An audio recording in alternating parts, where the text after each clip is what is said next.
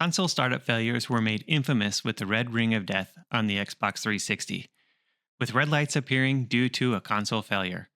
Sony wasn't immune to the issue either, with yellow light of death on their PlayStation 3. Even Nintendo hardware has recently seen failures with the Wii U console where the eMMC memory is corrupting. All of these consoles are long out of warranty, and as owners, we are left to figure out how to repair these issues on our own. And the fix can be quite technical. Now, the Xbox One recently turned 10 years old, and Microsoft manufactured their last one back in 2020. So these consoles no longer have any manufacturer warranty left on them. I bought this console a few months ago, and it unknowingly came with an issue. What is it? Well, the entire front panel becomes unresponsive. With the controller paired, I am still able to start the console using the controller, which means the console is still working, if only partially. I searched the internet trying to find the solution. Many said to unplug the power supply and plug it back in. Others indicated that the ribbon cable may have come loose. I did open the console up, which is a bit of a pain I might add, but the cable was not loose. I searched the motherboard looking for bad capacitors and other defects, none of which I could see. As a last-ditch effort, I began troubleshooting the power supply. For the launch version of the Xbox One, its power supply is a separate box. After opening the power supply, I immediately noticed one of the capacitors has a bulge.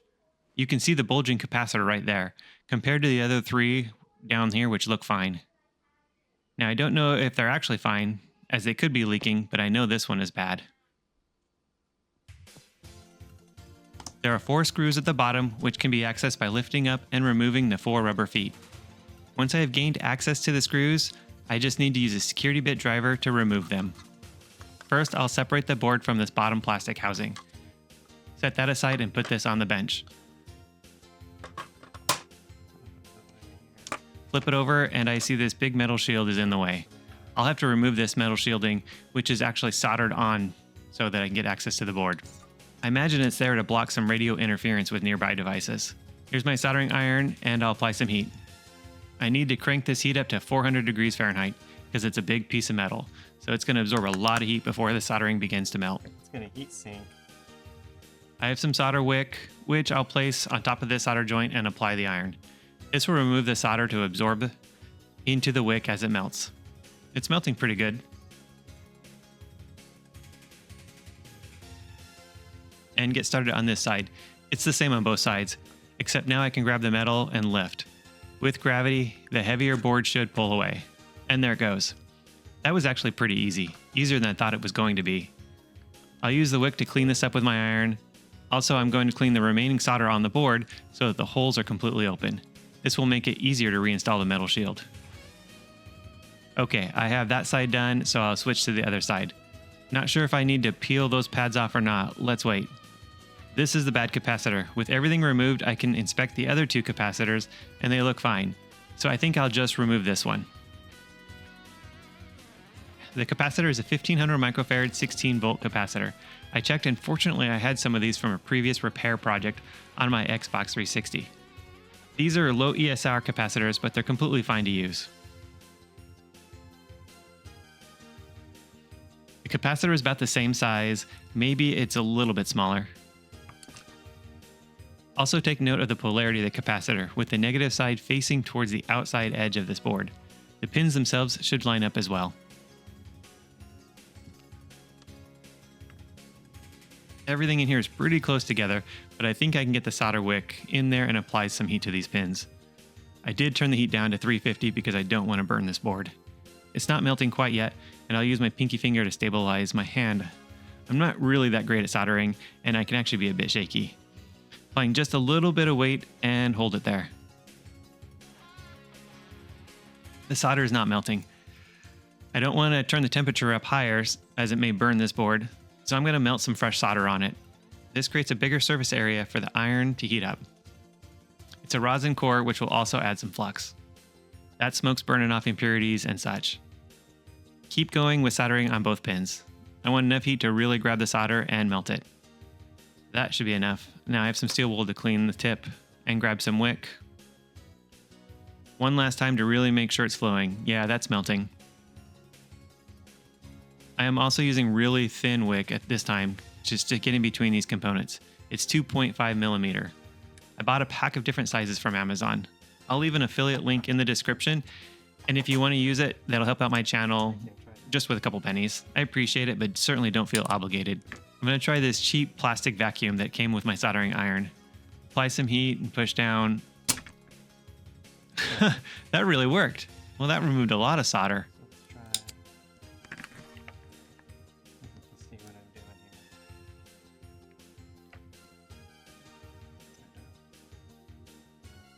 Now for the next leg.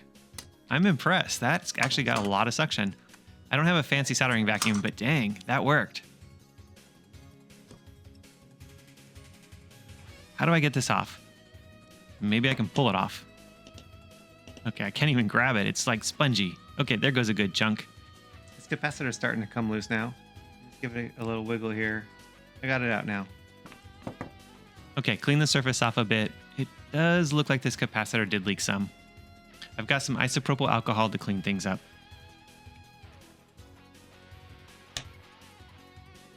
Okay, cleaning the backside of the board. And that flux is added to the board. Kind of gets everywhere, but it does clean up pretty easily. That looks good. Now where's my capacitor? Okay, we'll put that in here, making sure the negative edge is on the outside. Goes in pretty easy. Bend the legs a little bit to hold it in. Installing this new one is actually the easy part. Removing the old one was the hardest part.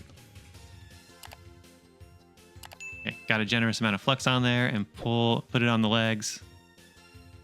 Clean it up a bit and grab my soldering iron and get ready to solder.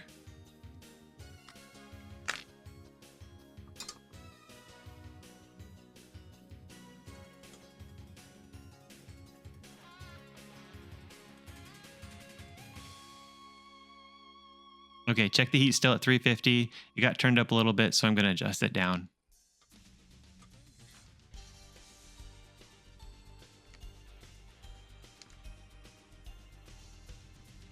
Okay, heat up the first leg. I really don't need a lot of solder, so that's good. Now for the next leg, I need a little bit more for length.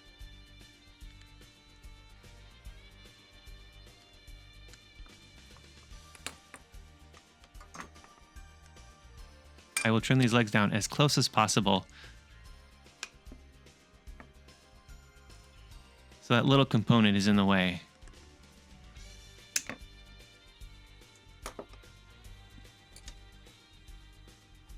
Okay, some final cleanup.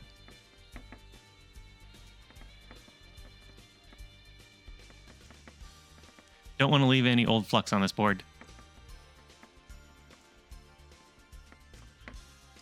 Ugh, Q-tips leave a lot of fuzz behind. Okay, the board's a little dusty. I'm going to wipe it down here too, since I have it all opened up. It never hurts to remove what I can. I don't know if I'll ever have to open this up again. I probably should have said this earlier, but make sure everything is unplugged and discharged. There can be a lot of high voltage, and touching one of these components can really put out a shock. This one has been unplugged for a few days, and everything should be discharged. But it's always good to check first.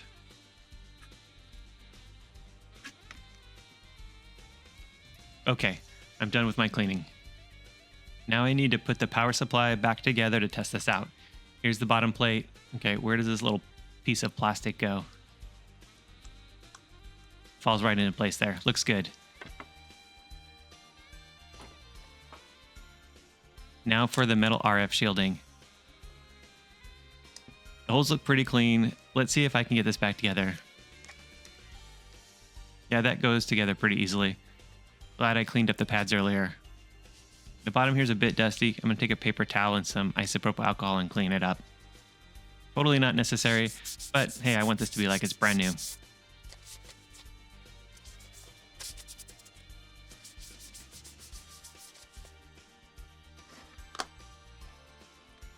Now for some soldering. Clean up the iron a bit first though. I'm going to crank up the heat all the way. This is a big piece of metal after all. Okay, there's a little bit of a rough spot. I want to smooth that out. And put the plate into place. Is it all the way down? Maybe it's backwards.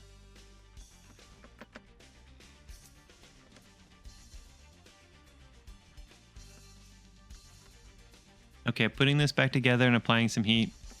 There may be enough solder here to tack it together. Wow, that gets hot really quick. Paper towel should help insulate the heat while I hold this in place. There, it's tacked into place. I'll add some additional solder so it doesn't break free.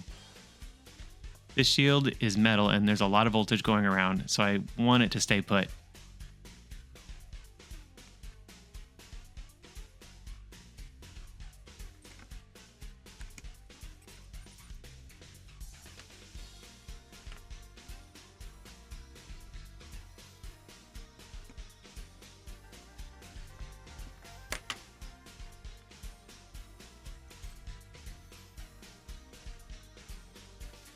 Okay, really get that solder to fill this hole. I'll bring it up to the camera. It's a big glob of solder there. Not really in focus. Let's see if I can get this to focus. Okay, bring it back down. Not sure how well you could really see that, but the point is I got enough solder in there so it doesn't come loose. Now onto the other side. First I need to heat the area up. And again, it's a large piece of metal, so it's going to take quite a bit of heat to get this solder to flow. Yeah, I think that's hot enough, but really want enough solder to fill the hole.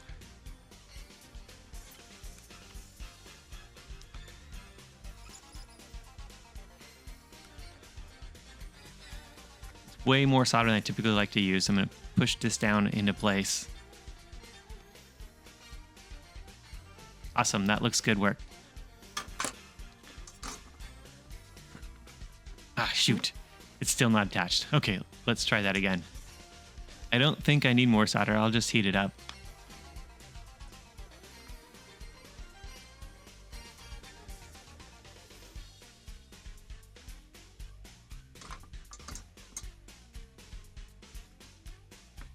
Okay, give this a quick inspection. It looks good now. Clean up the solder joints a bit so I can inspect it a bit more. Okay, that really looks good to me. Okay, I'll go ahead and start reassembling this. First, I'll start with the lid. I need to line up the power inputs here.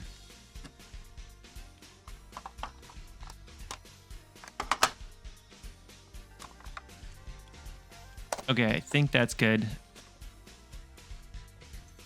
Attaching the bottom. Check if everything's lined up. I don't think the LED's lined up. It's just this little annoying plastic piece. Okay, it fits just right.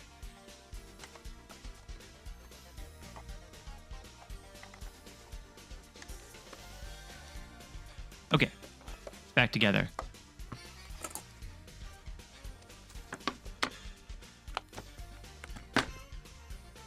Final step of reassembly is put these 4 screws back in. Screws are special security torque screws. So, and I got this bit set online.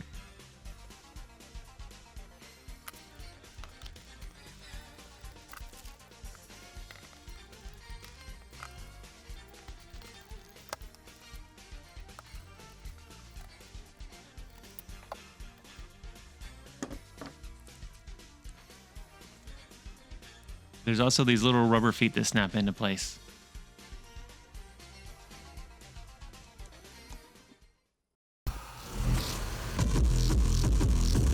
Okay, the repair was successful, and I have everything hooked back up, and the front panel works great again. I'm able to use this power supply on my Xbox One, and here I am running Battlefield 4. I chose this game because I also wanted to test that my Kinect is working. That was another problem I was having, that whenever I plugged in my Kinect, the Xbox wouldn't start. As you can see in the menu here, I do have the Kinect options available.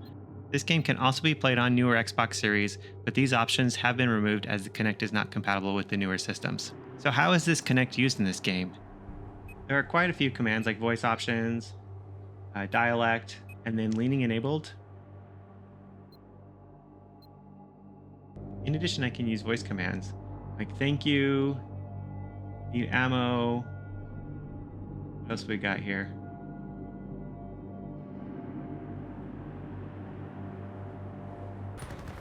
Okay, here I am playing a battle scene, as you can see, and when I zoom in and I lean left or right, forward doesn't really do anything, but leaning left or right can actually change my perspective.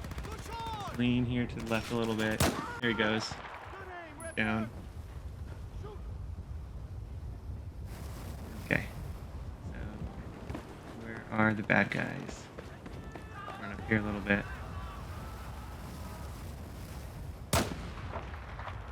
There's one. Okay, let's see. I'm not that great at sniping here, as you can see. There we go. Good headshot. Another headshot. I'll try leaning here. Yeah. It's got pretty good ability there. And again, leaning forward doesn't do anything.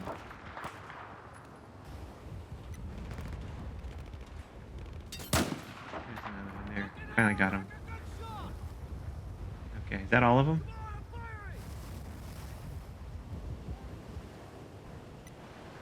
There's another one over there. Let's see.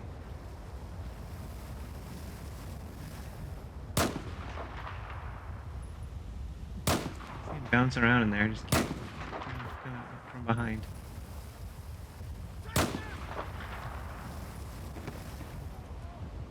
Not gonna lie, I'm not really good at sniper shooting, but yeah, try my best here.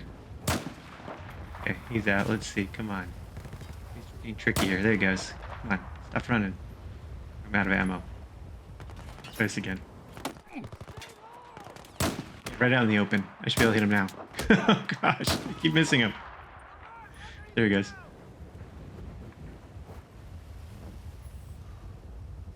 So also, I can use voice commands, I think. So let's see if I can find somebody else here. I'll try to voice command.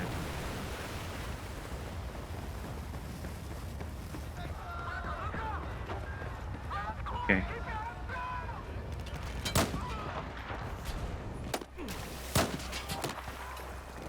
There's quite a few over here now. Yeah. So I can call for backup. Engage. So to call for backup, I use engage, and you'll see those red arrows come down on them. Oh, there's a guy right there. That's a shot.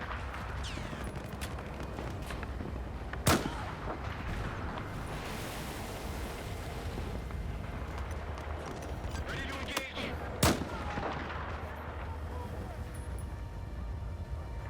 Hostile down. We're clear. They were clear. There's an attack boat down there. Everybody. Cool. It's the only way off this Okay, just fucking thing. jump off. Come on, jump ship. We got our exit. Okay, let's go. You got shit. Well, I'd say that's a pretty successful fix. I wasn't able to play this game previously with the Kinect, and so it's kind of cool to try that out. I actually want to try out a couple other Kinect games. So I'm going to get my kids for the next set here. So let's get started with those. Okay, a more kid-friendly game is Kinect Fruit Ninja. I have my daughter helping me out here on this game. The game can only be played on Xbox One with a Kinect.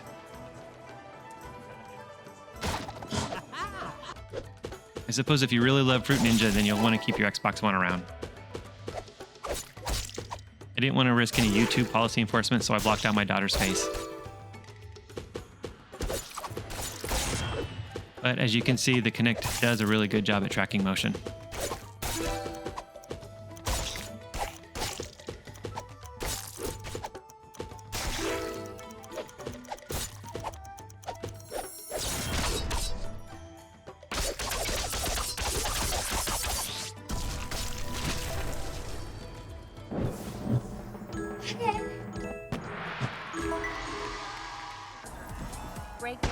Another game that is locked to the Kinect on the Xbox One is Kinect Sports Rivals. I actually really like this game, and it has the ability to track two different people at the same time, so I have both my daughters helping me out here.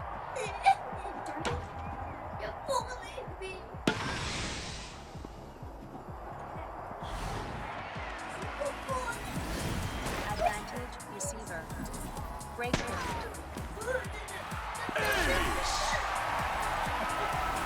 This game has several different sports including combat, riding, wave runner, shooting games, and others. Advantage server. As you can see here, my kids are playing a tennis match.